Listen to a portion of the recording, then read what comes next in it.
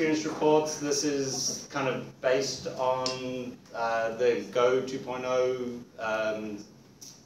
path, where we're trying to say stuff that we've done that's been difficult. So I gave a talk in January on generating Go code, and so this experience report is attached to that. So I was generating Go code from a parse generator, and I was modifying the parse generator itself so that I could define variants of a programming language.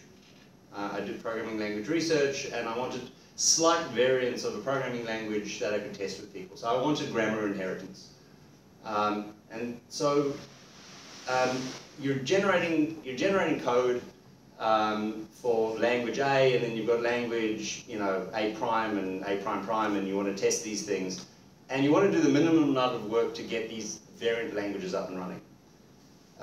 So I went and modified the parse generator so that it could generate, so they could have a notion of grammar inheritance, and then I was generating Go code, and I wanted to reuse the interpret implementation.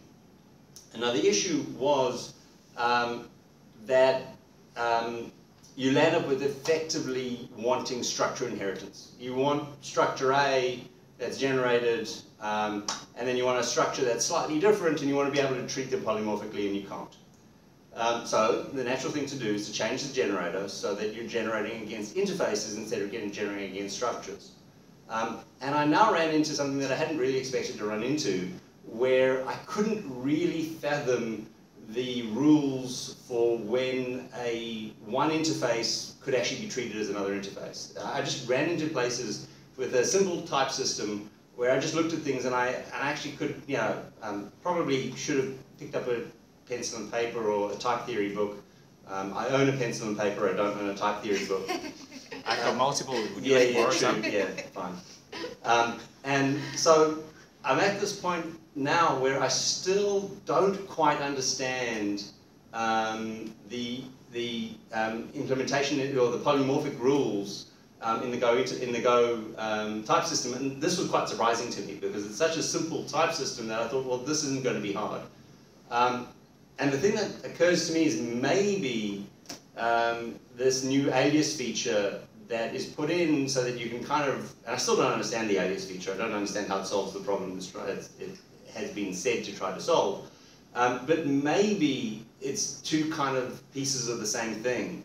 And whilst it might be technically very difficult, it might be nice, maybe a place to look is if we actually had polymorphism on structures that kind of look the same. Anyway, I don't know what the answer to the problem is at all. I just know that this problem exists, and particularly nasty when you start to generate code that you want to reuse implementations of. You should know that there are two type checkers in Go. I just discovered it. Okay. There you go. You can go on the video. So your response. There are two type checkers in Go, which I just discovered 2 days ago when I broke one of the type checkers. Ooh. By accident. And it actually involves what Gary says, converting one interface to another, or rather having an interface that embeds another interface, that embeds another interface, that calls the first interface. The Go/types package type system is just broken, but the compiler type system is actually fine. So there are actually two type checkers. How does that help me? It doesn't help. No, it doesn't help, but one works, one doesn't. And if you're using Go/types, it probably doesn't work. I just wanted the compiler to be happy. I don't care about Go/types. Yeah. So experience reports. Anyone else have any experience reports?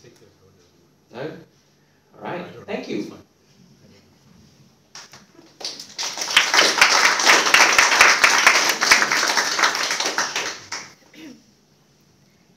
I just want to say a huge thank you to SiteMinder for tonight, for hosting.